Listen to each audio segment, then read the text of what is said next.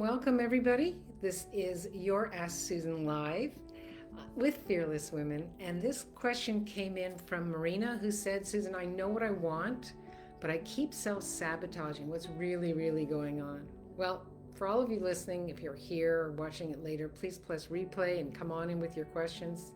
If you've ever made a plan and you felt, oh yeah, I'm genuinely, I'm so excited. And then somehow that excitement ended up with absolutely nothing happening.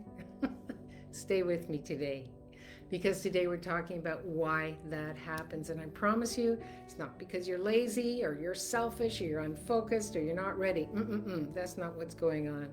If you haven't met me before, welcome. Susan Lazar Hart here, your transformational mindset coach, working with women who wake up in the middle of their life asking, is this it? Is this all there is?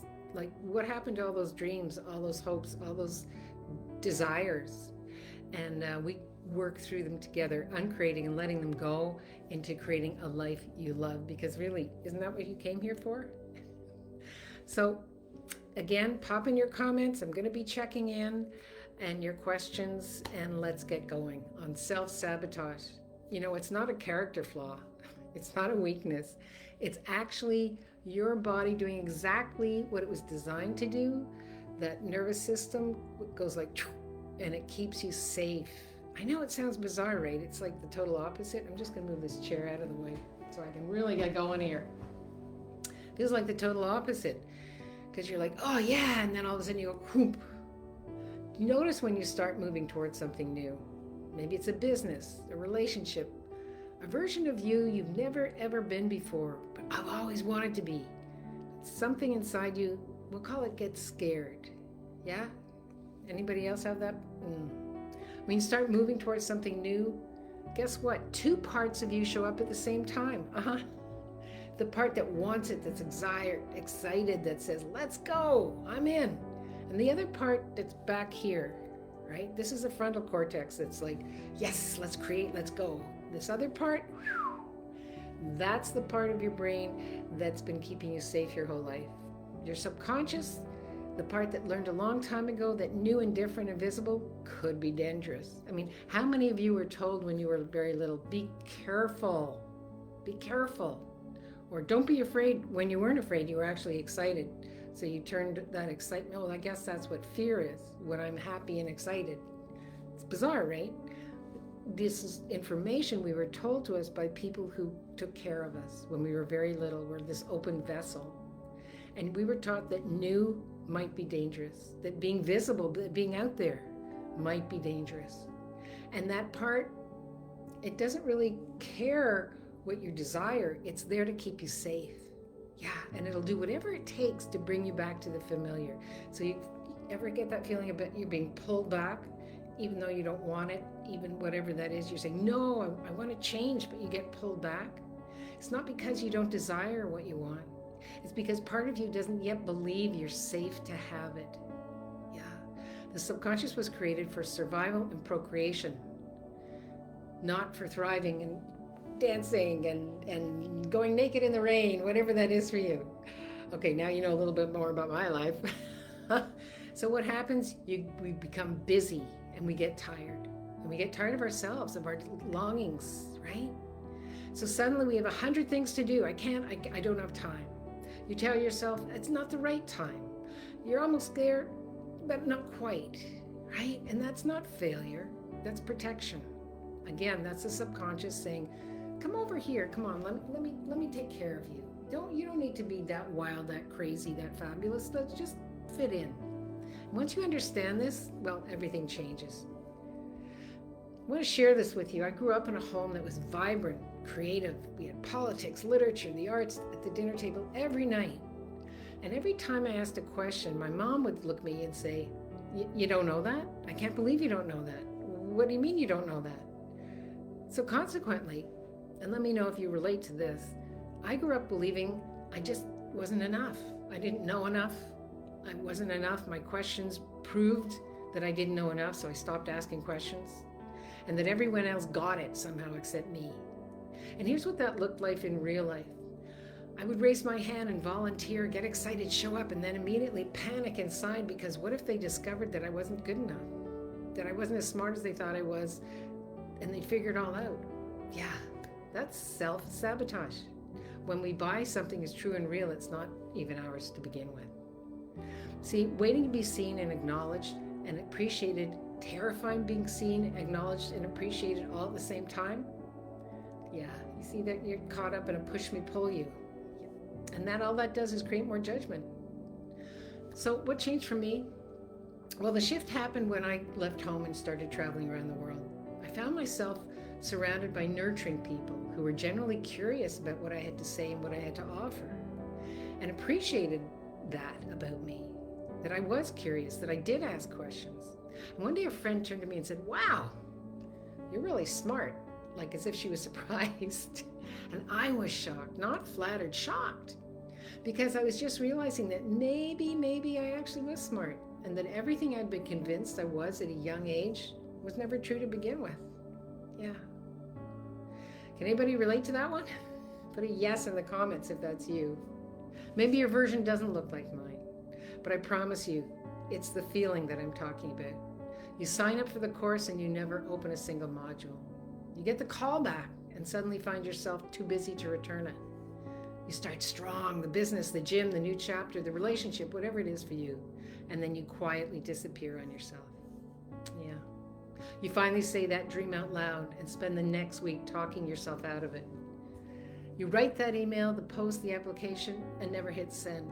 Is any of this, again, pop it in the comments if you can relate to any of this.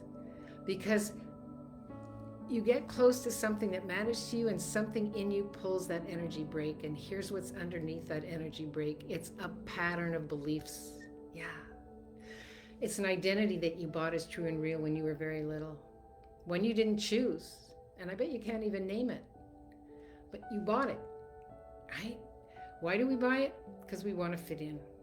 We mirror those people who raise us. And they must be right because they tell us, "I love you."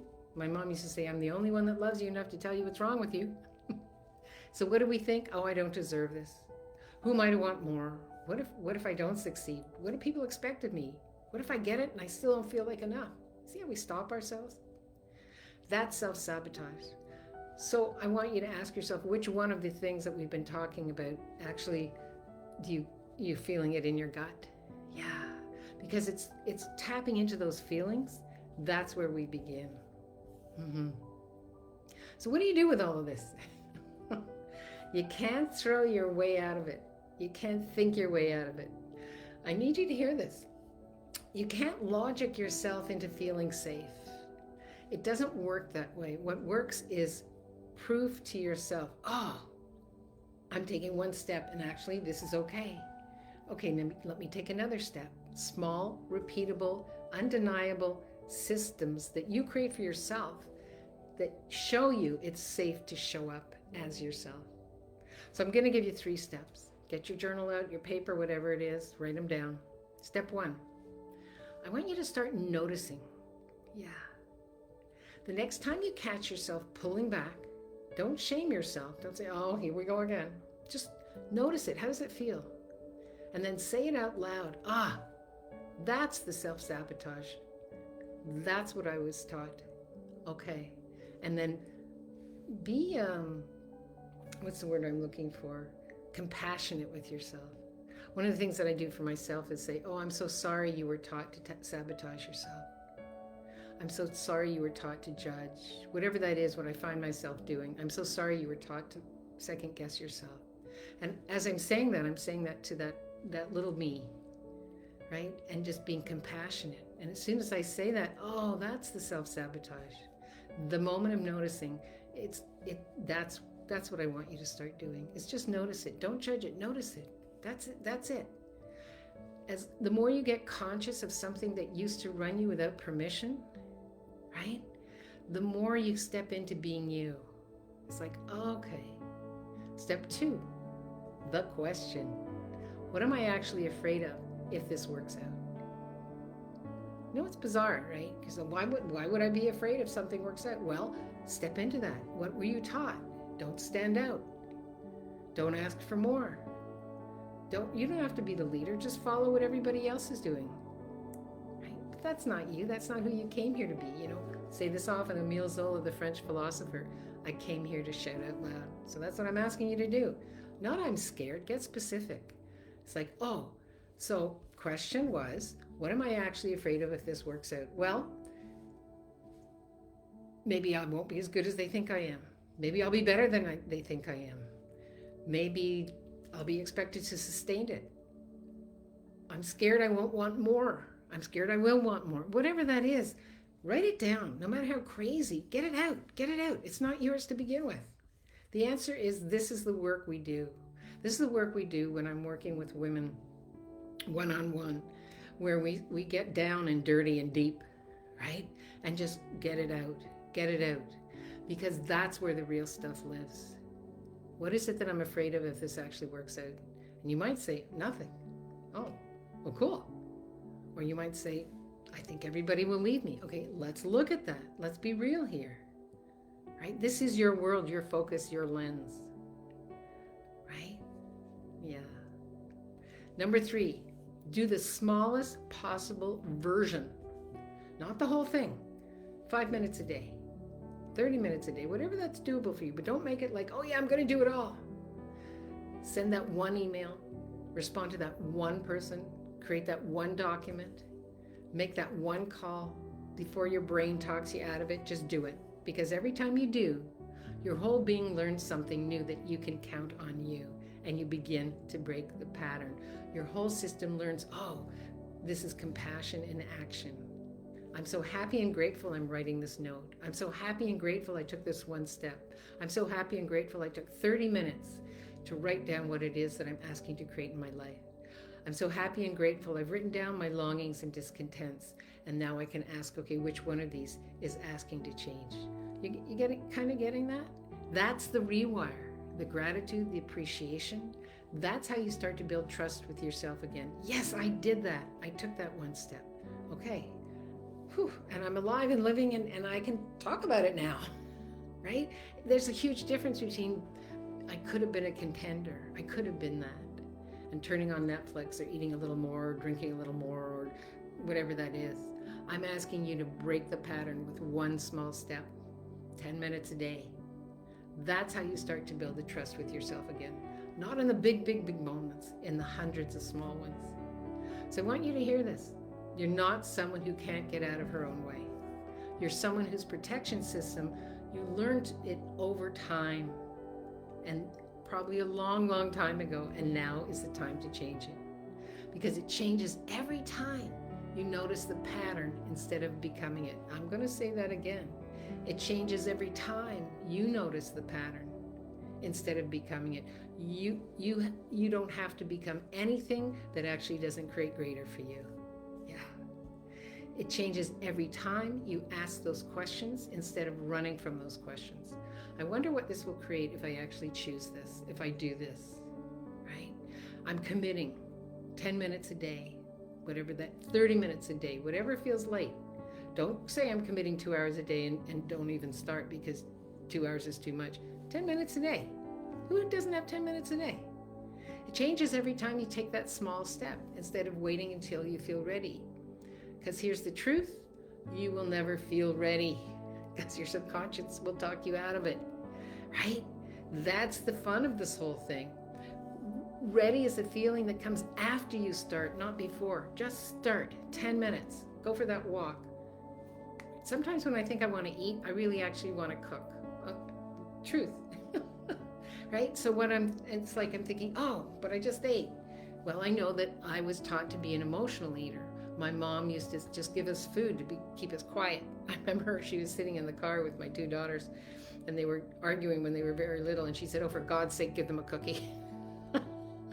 So what I'll do now, instead of, to nurture that feeling, I'll cook something and put it away for later. Because I'm not hungry, I want that feeling of nurturing me. That's a perfect example. It's 10 minutes, right? So drop a yes in the comments if this has helped you today. And if you know a woman who needs to hear this, please share it with her. Yeah, invite her in, share this with her. So I'm going to just check and see what's in the questions today. If anybody has any comments, I don't see any. Again, press #replay and let me know what popped for you. And let me know what it is that you've realized in this conversation, because that realization, that's saying it out loud, that's telling the universe, I'm all in, and I'll have more of that. Thank you very much. Yeah. So see you next Wednesday, same time, same place. We're going to dive deeper into self-trust, because once you understand the rewire, the question becomes, how do I actually start believing in myself again? And that we'll be talking about next week. So I love you all. Thank you so much for joining me on Ask Susan Live. If you have a different time that you'd love to see this in, let me know. Let's see if we can play with it a little bit.